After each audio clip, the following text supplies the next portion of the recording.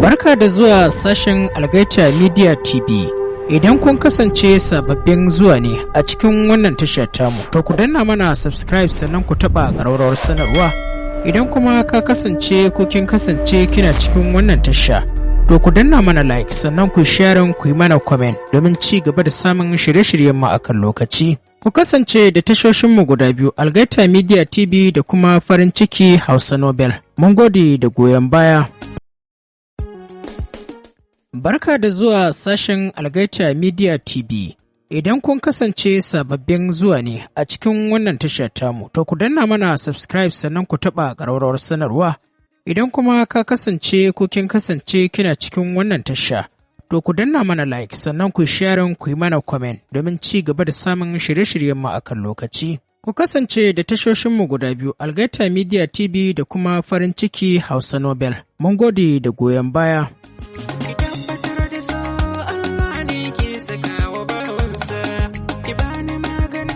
Jama'a Assalamu alaikum, barkanmu da warhaka, barkanmu da sake haɗuwa da ku a cikin wannan shiri namu, wanda muke karanto muku littafi mai suna Dahuwar mutum, littafin shahararriyar marubuciya wato Khadija S. Muhammad matar J. Idan ba ku manta ba, na tsaya ne inda nake ba ku labarin, komai zai wuce insha Allah. Daga shi har tuwon take kallo ba tare da ta ce masa komai ba, ya ce ko a haɗa miki ti. Kai ta ɗaga masa haɗe da kallonsa.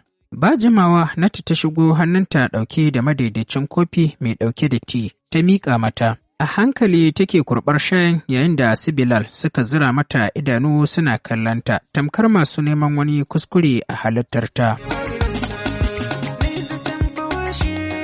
To daga nan ne muka tsaya, yanzu kuma insha Allahu za mu ci gaba. Bismillahirrahmanirrahim. Da sunan Allah mai rahama mai jin ƙai muke fara dukkanin lamari, Allah muna roƙonka yadda muka fara lafiya, Allah ka sa mu gama lafiya. Dahuwar mutum kashe na 47, tare suka kalli bakin ƙofar haɗe da amsa sallamar Aliyu.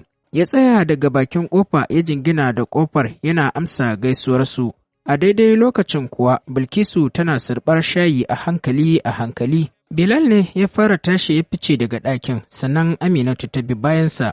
Dalili kenan da ya sanya Aliyu ya ƙarasa shigowa cikin ɗakin, yayin da ya zauna a kan kujera wadda take fuskantar Bilkisun. Me ya faru ranar? Ya yi mata tambayar ba tare da ya kalli inda take ba.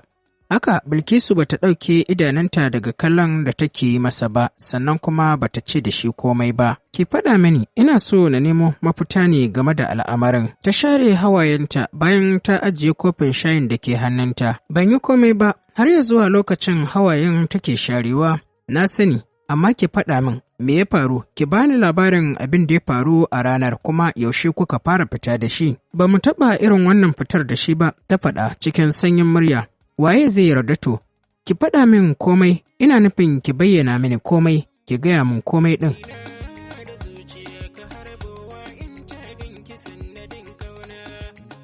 Ta kuma share hawayenta cikin kuka ta labarta masa dukkanin abin da ya faru, sannan kuma ta rufe maganar tata da faɗin. Ba na damuwa da irin kallon da mutane suke yi min da kuma maganganun da suke faɗi yaya Ali. Damuwa ta shine babu Sib a doron duniyan nan. Ta yaya zan iya rayuwa ba tare da shi ba?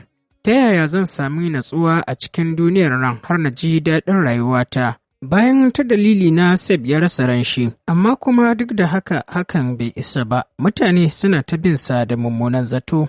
Na so a ce ni ma na mutu na bar duniyar. Aliyu ya sauke ajiyar zuciya yana sauraron sautin kukanta da yake fita a fili, wanda yake nuna tsananin damuwar da take ciki. Shi dama Aliyu sam bai yarda da abubuwan da mutane suke faɗa ba.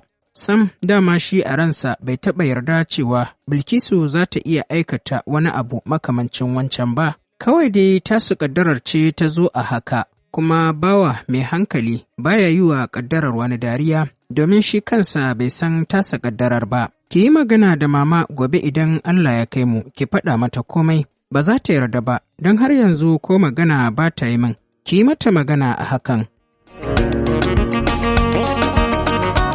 Lokaci ɗaya kuma Aliyu ya miƙe ya fice daga cikin ɗakin ta biyu bayansa da kallo, kamar wanda za ta ce masa jirani mu tafi tare, domin kai ne kaɗai ka fahimce ni. Uwa, Hajiya kaka ce ta katse mata tunaninta, a lokaci guda kuma ta juyo inda Hajiya kakan take tana kallanta ba tare da ta amsa kiran da ta yi mata ba. Duk abin da kuke faɗa ina jin ku. Cewar Hajiya kaka ta faɗa a daidai lokacin da take ƙoƙarin zama a gurin da Aliyu ya tashi. Ni na san dama ba za ki taɓa aikata abin da mutane suke zargin ki da shi ba, amma kuma ba za ki iya fitar da kanki ba, sai dai ki yi ta haƙuri, watan kwaram guda ɗaya ne. Shi kuma Allah ya ji ƙansa ya gafarta masa. Yaro ne na kirki, ni kaina mutuwarsa ta dake ƙirjina. Ta kai ƙarshen maganarta cikin muryar da take nuna alamun, tana cikin jimamin abin da ya faru. Ita kuwa binta ki ƙyale ta, ko tsine miki ta yi ba ta binki, to me kika yi mata? Wannan ai tsakaninki da Allahnki ne, shi kuma ya san komai game da abin da ya faru. In banda lalacewa irin ta binta, ina uwa, ina zargin ‘yarta. Ko ji kika yi wani yana zarginta, ai za ki iya bakin ƙoƙarinki sai inda ƙarfinki ya ƙare. Bilkisu dai bata ce da Hajiya uffan ba, kallon Hajiya kaka kawai take yi. Har zuwa lokacin da Hajiya kaka ta ce ke, mu fa a lokacinmu namiji har ɗaukanka kwanan gida yake yi, ku kwanta kan gado ɗaya ku tashi, komai bai shiga tsakaninku, kuma iyaye ba sa faɗa ba. Sosai Bilkisu ta so cewa wani abu, amma bakinta matuƙar yi mata nauyi. Sai dai yanayin reaction ɗinta ya canza ya zuwa mamaki ƙarara. Dalili kenan da ya sanya Hajiya kaka faɗin da gaske nake yi fa. Kuma mu a zamaninmu zaninmu iya cibiya muke ɗaura shi ƙirji a waje. Ta dalilin barin ƙirjin mace a waje ne zai sa a gane mace ko tana da ciki ko kuma namiji yana taɓa ta. Amma kuwa ba ku da al'ada. Natu ta faɗa lokacin da ta shigo ɗakin. Wa ya kira ki? Ba da ke nake labari na ba. Hajiya ta amshe maganar cikin zafi. Natu ta sassauta muryarta cikin sanyi, alaman ba faɗa take nema ba. Ya haƙuri don Allah Hajiya, ni fa ba ma da ke nake ba, to da uban wa kike, na ga dai babu kowa a nan sai mu. Kash Hajiya, to ta yaya za a gane mace namiji yana taɓa ta ko tana da ciki ta wannan hanyar? Ban sani ba, cike da ɓacin rai Hajiya ta amsa mata maganar. Alamu sun nuna har yanzu Hajiya haushin Natu take ji. Karan farko da Bilkisu ta yi murmushi cikin baki, babu ma wanda zai fahimci ta yi murmushin sai dai ita. Natu kuwa ƙunshe dariyarta ta yi ta ce haba Hajiya, kin san dai aikin jarida nake karanta, ya kamata na san irin waɗannan abubuwan. To a kaina za ki fara jaridancin naki? Haba Hajiyarmu, cewar Natu a shagwaɓe. Kamar dai Hajiya ba za ta ce komai ba sai kuma ta kuma cewa, idan mace maza na taɓa ta, to za a ga ƙirjinta ya kwanta. To Hajiya ai zubewar ƙirji lokaci ne, idan kuwa har haka ne, wata za a hukunta ta da laifin da bata aikata ba ai. Ke ai dama komai sai kin yi gardama, shi yasa ba lallai ki kwanta kabarinki lafiya ba. Hajiya kaka ta katse Natu da maganar da take yi.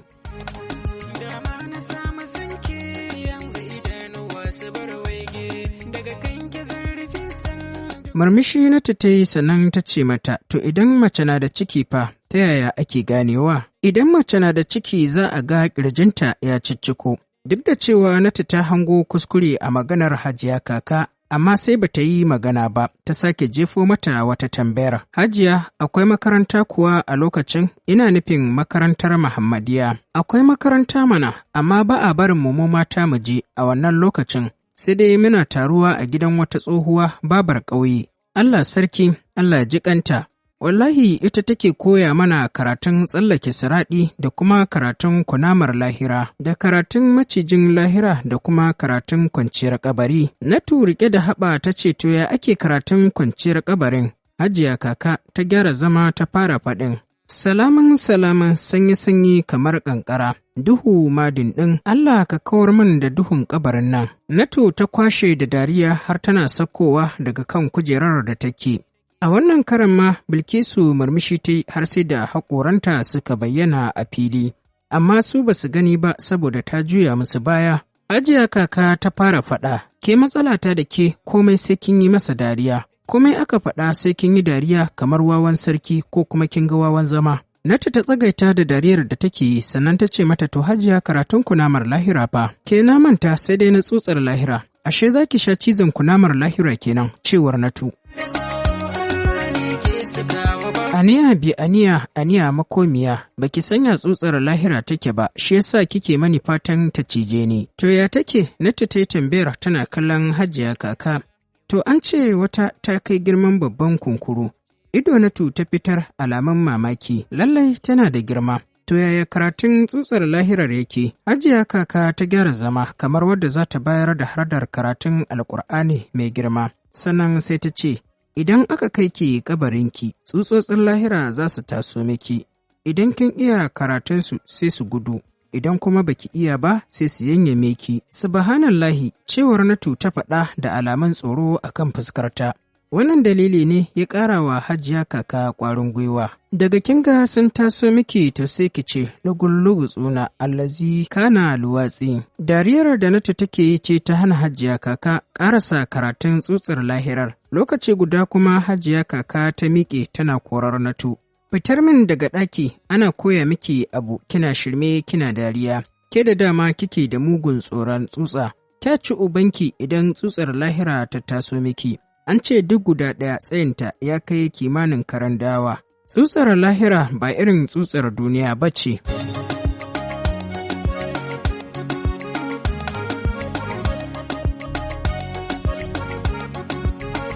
Samira ta miƙe zuwa toilet ta zubar da yawon da yake bakinta, sannan ta amsa kiran wayar da Laila take yi mata. Daga can ɗaya ɓangaren Laila ta ce mata, ni fa na gaji da jiranki. Idan ba za ki je gurin nan ba, to ki faɗa min. Ina son zuwa Laila, amma na faɗa miki ba ni da lafiya. Ko nan da gidanmu na je, to na rinƙa sharara amai kenan. Ikon Allah, ke kuma naki cikin da haka ya zo miki? To wallahi dai gashi nan. Samira ta bata amsa da ƙyar sannan ta ɗora da faɗin. Ki bari dai kawai Laila, har na fara ji kamar na cire cikin. To amma dan na ga Aliyu yana so ne, na gama har wata kulawa ta musamman yake bani. To shikenan, bari mu ɗan jira ki ji ƙarfi-ƙarfi sai mu je. Na gode sosai ƙawata. Suka yi sallama a tare, a daidai lokacin ne kuma Aliyu ya shigo cikin shirin masallacin Juma'a. Daga kwancen take kallonsa cikin farin yadi tas mai taushi. Ɗinkin ya matuƙar yi masa kyau sosai ga kuma ƙamshinsa mai daɗi yana tashi. Ka yi kyau, ta faɗa daga kwancen. Bai amsa mata ba, haka kuma ba za ka iya gane ya ji daɗin maganar tata ko kuma bai ji daɗi ba. Kika ce kina da saƙo, ya faɗa idanunsa a kanta. Dalilin da ya sa ta tashi zaune tare da faɗin, dama ɗata nake so, ai ka santa ko? Ya yi shiru alamin yana son tunowa. Ba tare da ya ce komai ba ya fice daga ɗakin. Za ka ci ta kawo ashar talabta. A hankali za ka dawo nan ɗina, ta ƙarasa maganar haɗe da nuna tafin hannunta.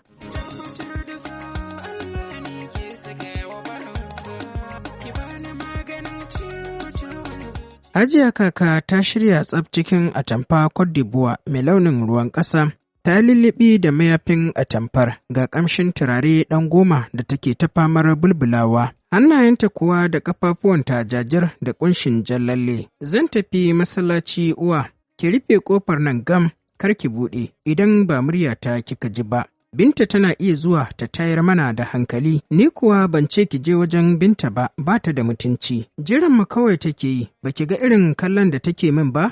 To jama'a, duka kuma a nan za mu dakata sai kuma idan Allah ya kai mu mun zagayo inda za ku ji mu ɗauke da ci gaban wannan labari. Muna ƙara ba wa ma'abota sauraron wannan shiri namu haƙuri.